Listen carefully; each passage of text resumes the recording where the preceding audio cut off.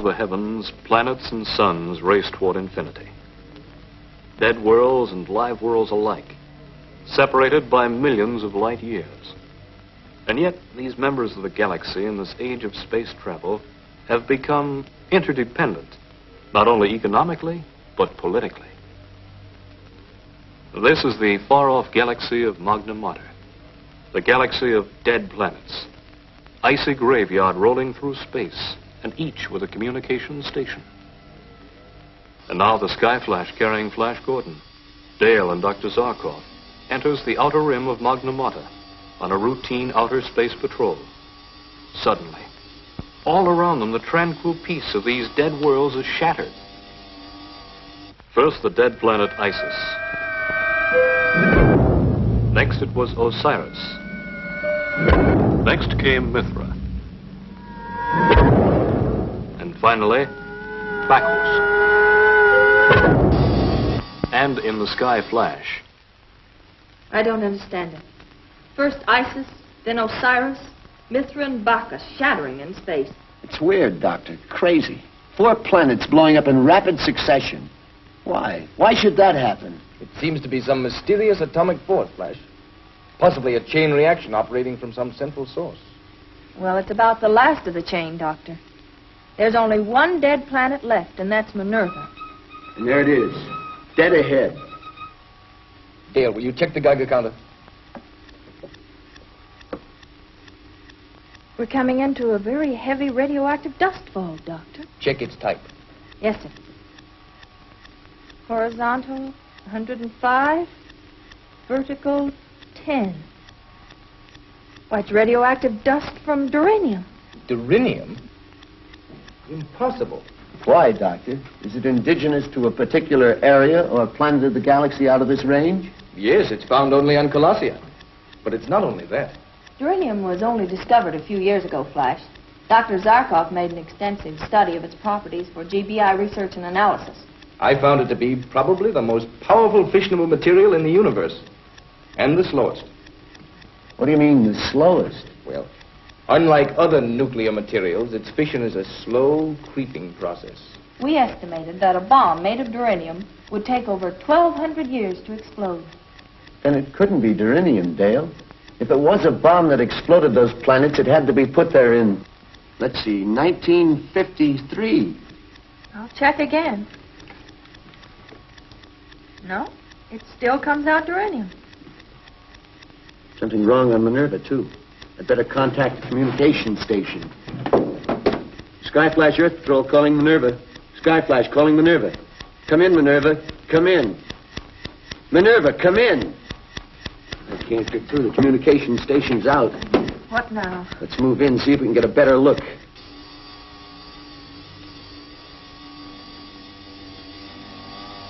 Why should the communication station be out on Minerva? Flash, we can't move through this atomic fog much longer without getting contaminated. I know, but we need information. For all we know, that chain reaction explosion may move from this galaxy into others. Maybe we can find the clue on Minerva.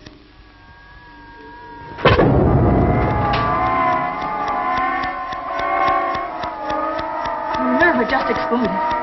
That's the last of the galaxy. Let's get out of here. Report back to Earth.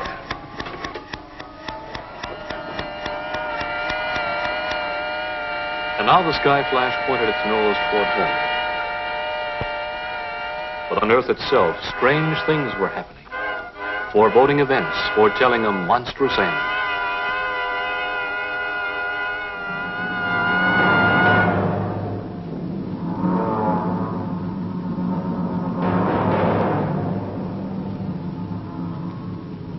First, a series of freakish weather disturbances. And after that,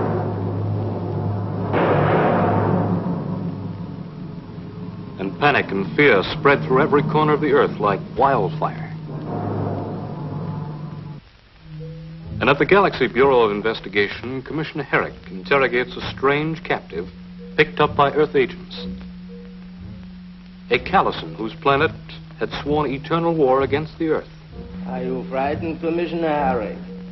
Those small explosions today that have destroyed cities, flattened mountains, inundated half a continent of your Earth. These are just teasers. These were just natural phenomena, not man-made. Fool. But why argue with you? In 1 hour, your precious Earth explodes. At 12 o'clock noon, there will no longer be an Earth to poison the galaxy. You're lying. You're trying to frighten us. Am I? Then look at the fate of Isis, Osiris, Mithra, Bacchus. They're all gone, blown into eternity. All right. I believe you. What do you want to stop it? Name your price. Price? What can you offer when in 1 hour there will be nothing? A void.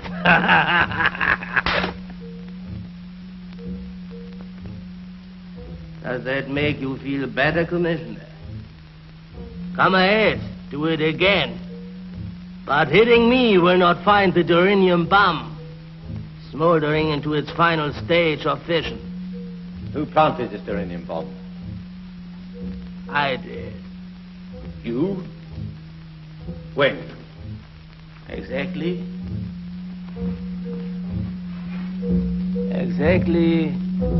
1,208 years, 5 months, 3 weeks, 1 day, 23 hours and 2 minutes ago. You speak the truth. You've stolen Dr. Zarkov's time machine. Just the principle, Commissioner. Our Colossian scientists developed it in their own way. As one who has traveled back in time, Commissioner, let me tell you, it was an interesting experience. Where did you plant that duranium bomb, eh? Where did you bury it? You will find out for yourself, Commissioner, very soon. Alan, you're sure the Geigers indicate nothing? Nothing.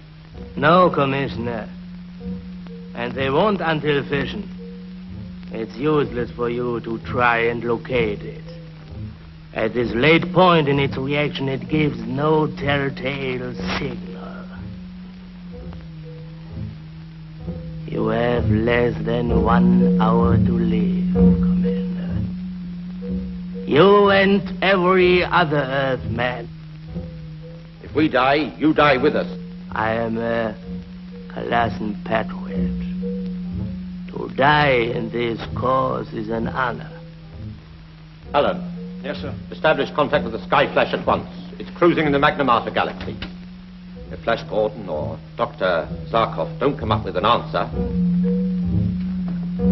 Calling Sky Flash. GBI headquarters. Calling Flash Gordon to the Sky Flash. Come in, Flash Gordon. That's the story. The whole story.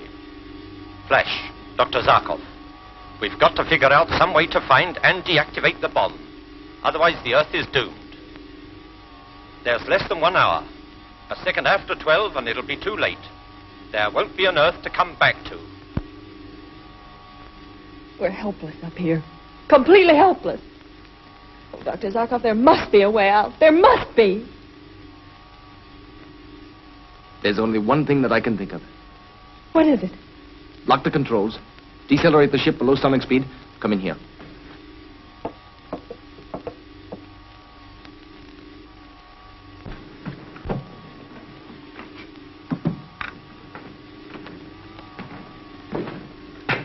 The time machine. It's our only chance. We've got to project ourselves back into the past just as the Colossan did. We must go back through time to the middle of the 20th century, the year 1953. If we can find out where the Colossan planted that duranium bomb, then we have a chance. How much of a chance, Doctor? 1,000 to 1. 1,000,000 to 1. Then let's take it. What's our speed now, Flash? We're at landing speed, Doctor. 350 an hour. Good.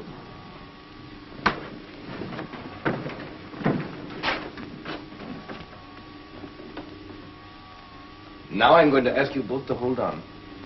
For the next few moments, you will be traveling back through time. The effect will be strange, possibly stupefying. You will hear nothing, see nothing, know nothing, until you are back in the 6th decade of the 20th century. Are you both ready? Ready, Doctor.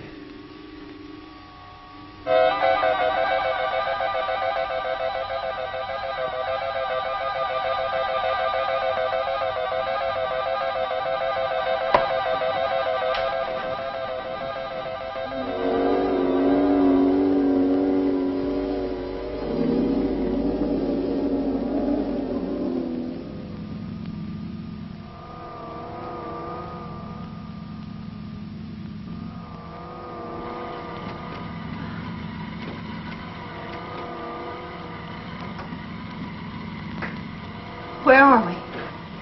What happened? We are now in the 6th decade of the 20th century.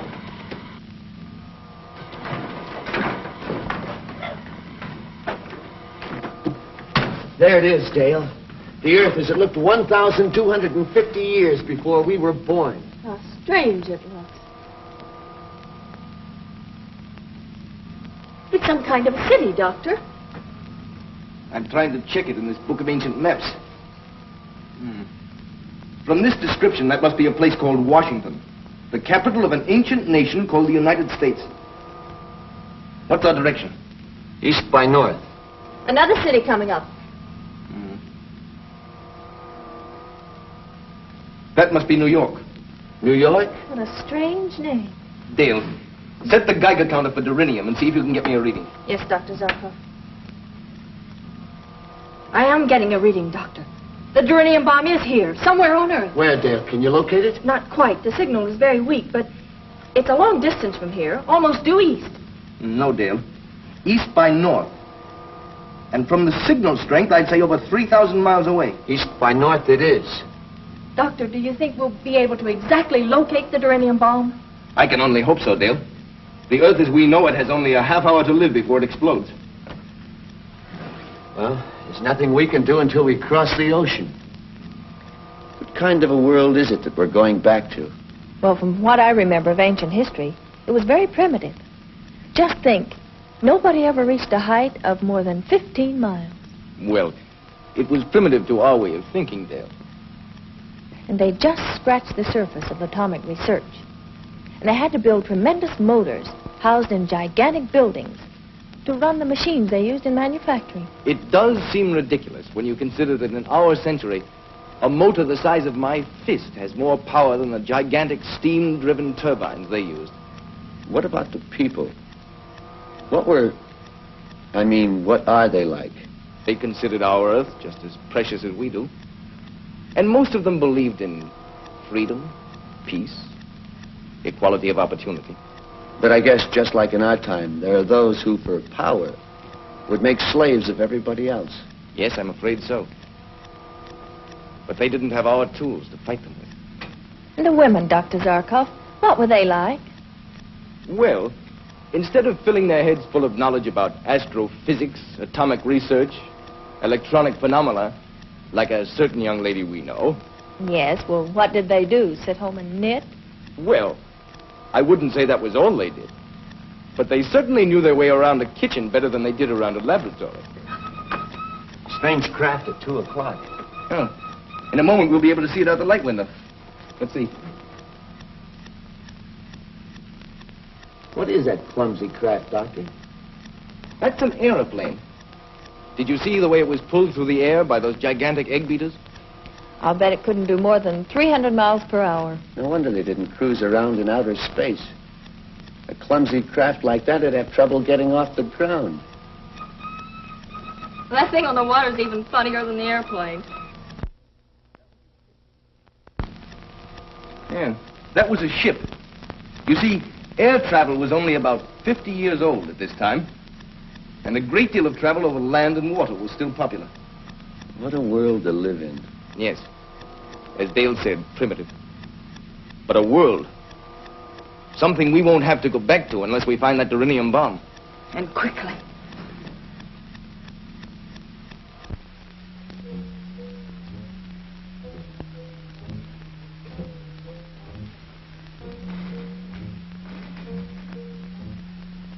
Where are they?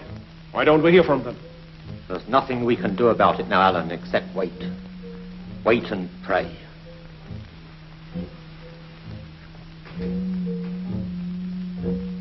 Land coming up, Doctor. 11:35. It took us exactly 5 minutes to cross the ocean. City coming up at 2 o'clock, Doctor. That must be a place called Paris. Flash, slow down. The Geiger's up to maximum. We're almost in the immediate vicinity of the bomb. Flash, look. The Geiger's hit maximum. That means the bomb is directly below us.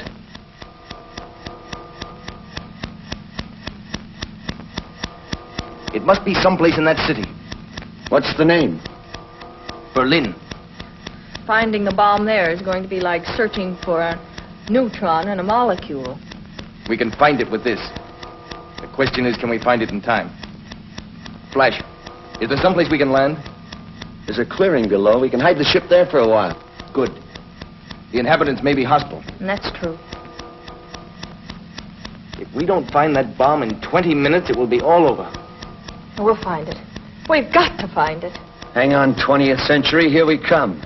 Landing positions, everybody. The Sky Flash has landed in the forest outside of Berlin, having with its occupants, Flash Gordon, Dale Auden, and Dr. Zarkov, been projected by the time machine 1,250 years back through time to Berlin, with only 20 minutes remaining for the Earth to exist. Commissioner Herrick, pinning all of his hopes on Flash Gordon, waits tensely, while Lee Callison, who planted the Earth-destroying bomb, sits calmly by. All over Berlin, people have seen a strange object spinning and glittering in the sky. It is thought that this weird visitation from some other planet has landed somewhere in the outskirts of Berlin. Reports from Paris and New York also indicate that this flying pencil, or whatever it is, was sighted in those areas. Meanwhile, the people of Berlin wait in dread and terror for what will come next.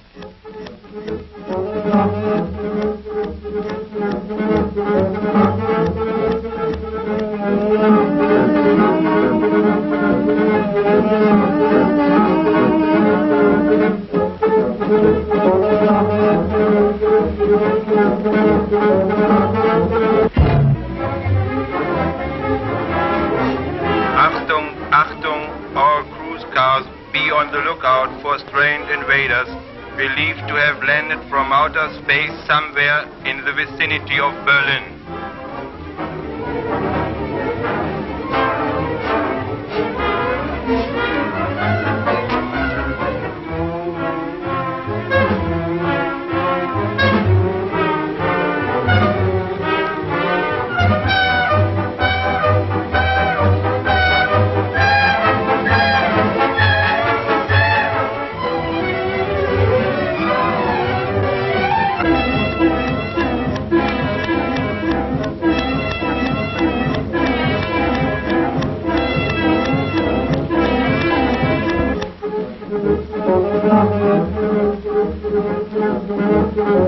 Achtung, Achtung, car 28, car 28.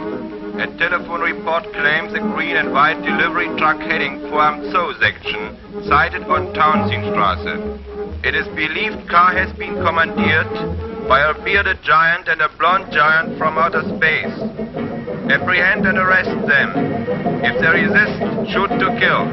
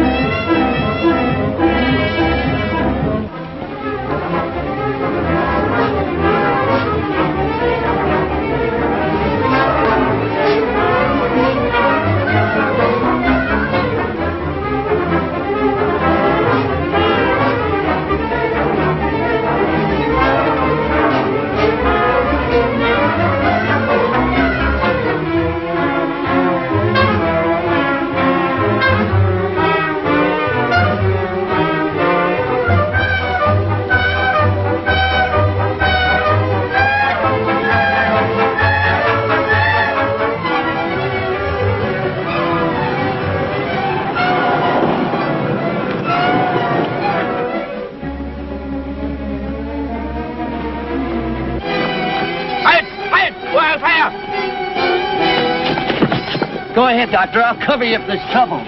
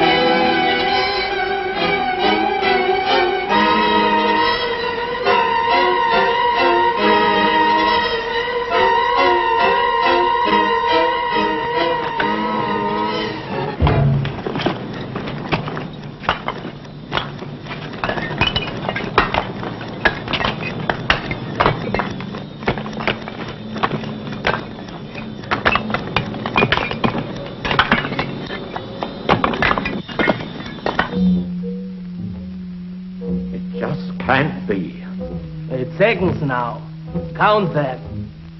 57, 56, 55, 54, 53, 52, 51.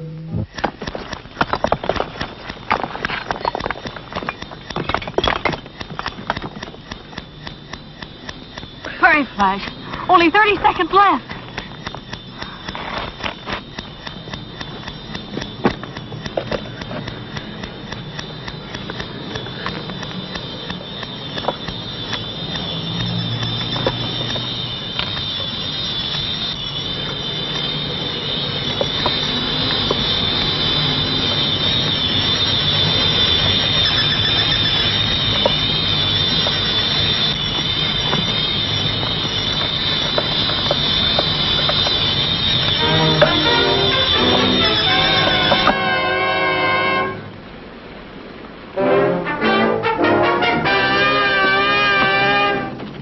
Were we in time, Doctor? Plenty, Dale. We had 2 seconds to spare.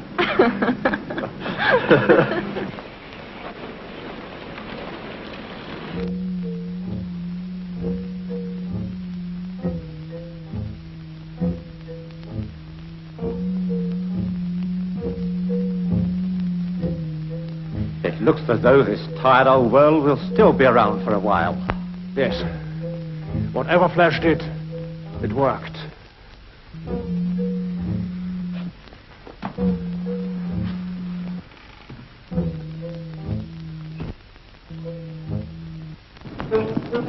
Now, how do we get to the Sky Flash? I watched the route coming out. I think I can get us back there.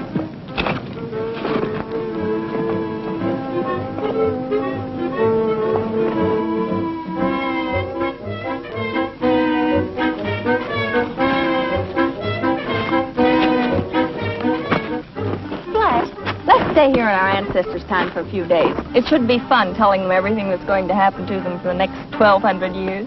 Fun? Well, maybe for us, Dale, but not for them. It is the mystery of the future that provides the challenge for men to make history. Take that away, and there's no reason for dreams, ambition, discovery. Well, I hadn't thought of it that way. You're right, of course, but, well, it would have been fun to meet my great multiplied by 100 grandfather. And a few hours later, as night falls on Berlin, into the starlit sky flashes a silvery streak. Suddenly, it stops. It seems to hang for a moment, suspended in air. Then, before the eyes of a few stargazers and lovers who observed it, the sky flash disappeared into the future from whence it came.